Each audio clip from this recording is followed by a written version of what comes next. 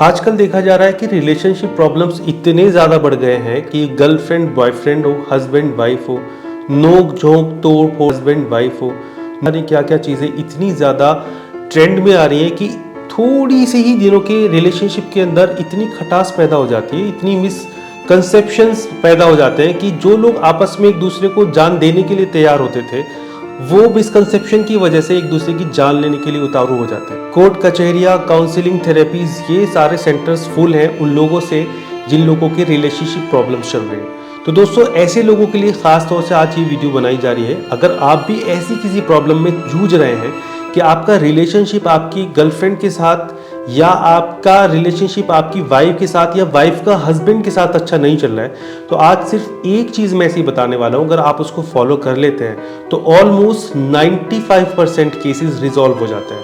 हम लोग तकरीबन 15 साल से यहाँ प्रैक्टिस कर रहे हैं और हज़ारों काउंसलिंग कर चुके हैं और बहुत सारे लोगों को ट्रीटमेंट दे चुके हैं। मैंने पर्सनली देखा है बहुत सारे लोगों को ट्रीटमेंट देने के दौरान कि ज़्यादातर चीज़ें काउंसलिंग के थ्रू ठीक हो जाती हैं। जब हम अपने आप को पॉजिटिव समझ लेते हैं और पॉजिटिव डायरेक्शन में चलना शुरू कर देते हैं तो मेडिसिन की रिक्वायरमेंट बहुत ज़्यादा नहीं रहती। तो अगर बात करें रिलेशनशिप प्रॉब्लम की, तो वो क्या की फैक्टर है या वो कौन सी दवा या वो कौन सी जादू की झप्पी है जिससे आपका रिलेशनशिप बिल्कुल सटीक और ठीक हो जाता है। तो वीडियो में आगे बढ़ने से पहले आपसे दरखास्त करूंगा कि अगर आप हमारे चैनल पर नए हैं तो चैनल को सब्सक्राइब कर लें, बेल आइकन को दबा लें जिससे आने वाली हर एक नई अपडेट आप तक इजीली पहुंचती रहे। तो दोस्तों, जो सबसे अहम चीज है रिलेशनशिप को स्वीट और मजबूत बनाने के लिए वो है कम्युनिकेशन। अगर आप अपने पार्टनर के साथ कम्युनिकेशन को प्रॉपर रखते हैं तो आपको कभी भी रिलेशनशिप प्रॉब्लम नहीं आएगी। सच बता रहा हूं। कम्युनिकेशन को हम थोड़ा डीपली समझते हैं इस वीडियो के अंदर। क्या है कम्युनिकेशन? कम्युनिकेशन की इंपॉर्टेंस क्या है? कम्युनिकेशन जरूरी है अपने पार्टनर की नीड्स, एक्सपेक्टेशंस, रिक्वायरमेंट्स समझने के लिए। कम्युनिकेशन जरूरी है अपनी एक्सपेक्टेशंस, अपनी नीड, अपनी रिक्वायरमेंट्स अपने पार्टनर को समझाने के लिए। आप अपने पार्टनर को अपनी नीड्स, रिक्वायरमेंट समझा दें, आपका पार्टनर आपको समझा दे, यहां से आपकी जर्नी स्टार्ट होती है। अब इसमें जो सेकेंडरी चीज आती है वो आती है एक्टिव लिसनिंग। यहां पे लोग मार खा जाते हैं क्योंकि ज्यादातर लोग बोलने वाले तो होते हैं लेकिन सुनने वाले लोग बहुत कम होते हैं। तो आपको एक्टिव लिसनर बनना पड़ेगा।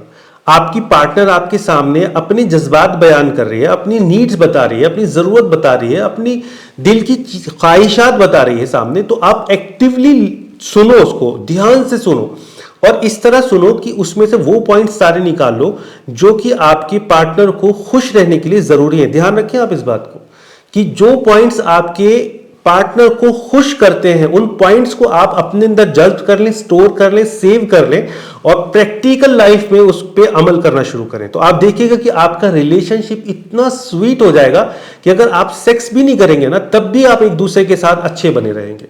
लिसनिंग के दौरान जब आप अपने पार्टनर को सुन रहे हैं तो आई कांटेक्ट बना के रखें, ये पहली टिप है। दूसरी टिप ये है कि जिस टाइम आप अपने पार्टनर को सुन रहे हैं वो बात कर रहा है या कर रही है तो उसको बीच में इंटरप्ट ना करें, उसकी बात को काटना नहीं है बीच में, बल्कि पूरा उसको सेंटेंस पूरा कर लेने दो, उसकी बात पूरी कर लेने दो। जब वो चुप हो जाए उसके बाद आप अपना कोई नजरिया शेयर कर सकते हैं। तीसरी चीज ये है कि कभी अपनी पार्टनर के साथ शाई फील ना करें। आप अपने पार्टनर के साथ बिल्कुल भी हेजिटेट नहीं होना है। अपने पार्टनर को अपनी ही बॉडी का एक पार्ट मानना है, अपनी सोल का एक पार्ट मानना है।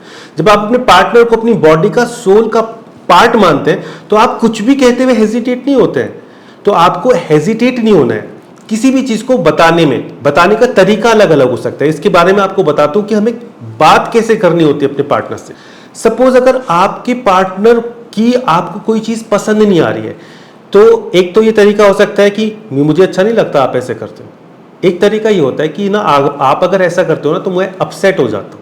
देखो बात एक ही है, कहने का तरीका अलग अलग है। तो आप वो तरीके कहने के इस्तेमाल करो जिससे कि काम भी हो जाए और नाराजगी भी ना हो।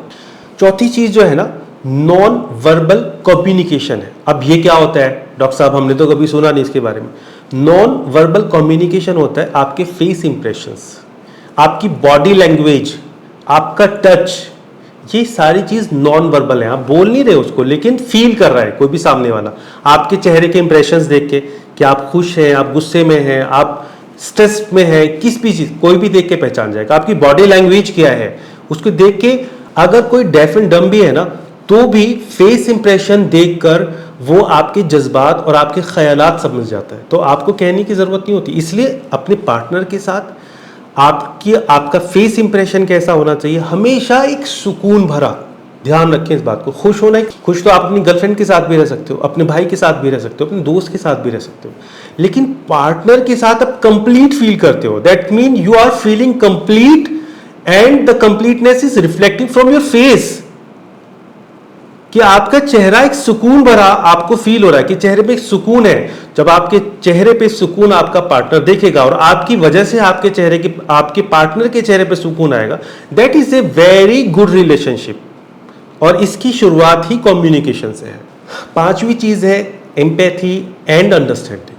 कभी कभी ऐसा होता है कि हम साथ रहते हैं, पूरा दिन साथ रहते हैं, बेड पे भी साथ होते हैं, और कोई ना कोई चीज हमें ऐसी रिक्वायर्ड होती है अपने पार्टनर से जिसका मेरा तो मन कर रहा है करने का, लेकिन मेरे पार्टनर का मन नहीं कर रहा है और मुझे उससे कराना भी है। हम अपने पार्टनर का दिल रखने के लिए ये कह सकते हैं कि मुझे लग रहा है कि तुम्हारे लिए ये काम करना मुश्किल है, लेकिन अगर तुम मेरे लिए काम कर दोगे तो मेरा दिल खुश हो जाएगा। आप कोई ऐसी अच्छी सी बात उसको पेश करें जिससे उसका दिल भी खुश हो जाए, वो मोटिवेटेड हो जाए। तो तरीका कार होता है कहने का, समझाने का, बताने का। तो एम्पैथी और अंडरस्टैंडिंग में एक बात ये भी आती है कि अगर आपको लग रहा है कि आपके पार्टनर को कोई चीज पसंद नहीं है तो आप कोशिश करें उसको अवॉइड करने की। फर्स्ट ऑफ ऑल तो यही है कि आप उसको अवॉइड करने की कोशिश करें। और अगर आपको लग रहा है कि आप किसी चीज में बहुत इंटरेस्टेड है और उस इंटरेस्ट में आपके पार्टनर आपका सहयोग नहीं दे रहे हैं, तो आप उसका सहयोग लेने के लिए ऐसे वाक्यों का इस्तेमाल कर सकते हैं। छठा पॉइंट है जो कॉन्फ्लिक्ट्स है उनको मैनेज करना। देखो ये बात कही जाती है कि जहां ज्यादा लड़ाई होती है ना वहां प्यार भी ज्यादा होता है, लेकिन अगर आप सिर्फ लड़ाई करते रहो, लड़ाई को रिजॉल्व ना करो, तो फिर तो रिलेशनशिप ही खत्म हो जाएगा ना। तो तरीका क्या है इसका? तरीका ये, जहां कॉन्फ्लिक्ट्स हैं आप बैठ के एक दूसरे से बात करो, आपको क्या चीज पसंद नहीं है वो आप उसको बताओ, उनकी भी बात सुनो कि आपकी कौन सी चीज ऐसी जो आपके पार्टनर को पसंद नहीं आ रही है। कॉन्फ्लिक्ट्स अगर ज्यादा है और आपके बीच में तकरार शुरू हो गई है, हेटिज्म शुरू हो गया है, तो आप ब्रेक ले लें। यहाँ पे आप बात ना करें, चुप हो जाए, उनको भी चुप होने के लिए बोले, खुद भी चुप हो जाए, और थोड़ा जब आप नॉर्मलाइज हो जाए तो उसके बाद फिर कम्युनिकेशन स्टार्ट करें और चीजों को एक एक करके सॉर्ट करें। पहले एक पॉइंट ले लें, उसको सॉर्ट कर लिया, फिर दूसरा ले लें, सॉर्ट कर लिया। ऐसे नहीं कि मेरी ये भी प्रॉब्लम है, ये भी प्रॉब्लम है, ये भी प्रॉब्लम है। अगर ऐसा करोगे तो कोई भी कॉन्फ्लिक्शन खत्म नहीं होगा और बाकी चीजें भी खराब हो जाएंगी। साथ में बहुत इंपॉर्टेंट पॉइंट ये है कि अगर आपका रिलेशनशिप हेल्दी चल रहा है, बहुत स्वीट चल रहा है, तो आप इसके लिए भी अवेयर रहें कि हो सकता है कि आगे चल के कुछ ना कुछ ऐसा हो जाए जिससे आपका ये इतना प्यारा रिलेशनशिप खराब हो जाए। इसके लिए रेगुलर चेक इन करना जरूरी है। चेक इन किस तरह करते हैं कि आप अपने पार्टनर को एक अकेले में वक्त है, कॉफी टाइम आपने डिसाइड कर लिया कि हमें रोजाना बैठ के कॉफी पीनी है और बात करनी है आपस में। आपने वॉक डिसाइड कर ली कि भाई 30 मिनट की वॉक हमें साथ करनी है, सारे काम एक तरफ है, वॉकिंग अपने पार्टनर के साथ एक तरफ है। या शॉपिंग के लिए डेली जाना है, या कोई भी एक काम ऐसा 24 घंटे के अंदर जो आप और आपका पार्टनर सिर्फ साथ मिलकर करें, यानी आप अपने पार्टनर को और आपका पार्टनर आपको कंप्लीट वक्त दे रहे हैं। ऐसे वक्त को एंजॉय करो और कोई भी कॉन्फ्लिक्ट हो तो थोड़ा बहुत वही रिजॉल्व कर लो, आगे के लिए मत छोड़ो। आठवां बहुत इंपॉर्टेंट पॉइंट ये है कि बहुत सारे लोग इंट्रोवर्ट होते हैं। इंट्रोवर्ट लोग क्या करते हैं कि चीजों को अपने अंदर लेते रहते हैं, यानी भरते रहते हैं, बात नहीं करते, कम्युनिकेशन नहीं करते, अपने पार्टनर से डिस्कस नहीं करते। जब भाई आप अपने पार्टनर से डिस्कस नहीं करोगे तो उसे पता कैसे चलेगा कि आपको क्या रिक्वायरमेंट है, आप किस चीज से परेशान हो। तो ऐसे लोगों से मेरी दरखास्त है कि आप अपने पार्टनर के साथ इतना कंफर्टेबल हो जाएं कि कोई भी बात आपके अगर दिल में आ रही हो तो आप अपने पार्टनर को अच्छे ढंग से उसको समझा दें, जिससे वो कॉन्फ्लिक्शंस खत्म हो जाए और आपका रिलेशनशिप बाकी रहे। और लास्ट इंपॉर्टेंट पॉइंट ये है कि आप अपने पार्टनर के लिए ग्रेटिट्यूड जरूर शो करें।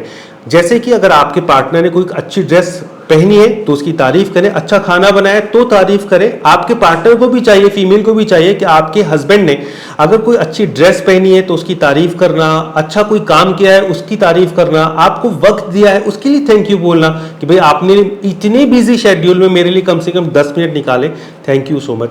एक दूसरे को हमेशा अप्रिशिएट करते रहना, ये आपकी हेल्दी रिलेशनशिप के लिए बहुत इंपॉर्टेंट है। तो ये कुछ बहुत इंपॉर्टेंट चीज़ें थी जो मैंने इस वीडियो के अंदर डिस्कस की हैं, और इनका सबका जो कंक्लूजन है वो कम्युनिकेशन है। जहां कम्युनिकेशन टूटता है वहां रिलेशनशिप ब्रेक होने स्टार्ट हो जाता है। तो प्लीज कम्युनिकेशन को बढ़ाएं, एक दूसरे की स्ट्रेंथ बने, एक दूसरे को समझें और अपने आप को दूसरे को समझाएं और अपने रिलेशनशिप को बचा के रखें। तो कैसी लगी आपको ये वीडियो हमें जरूर बताइएगा। अच्छी लगी हो तो लोगों के साथ शेयर करें और हमारे चैनल को सब्सक्राइब करना बिल्कुल ना भूलना। Thank you so much. मिलते हैं एक नई वीडियो में, तब तक के लिए धन्यवाद।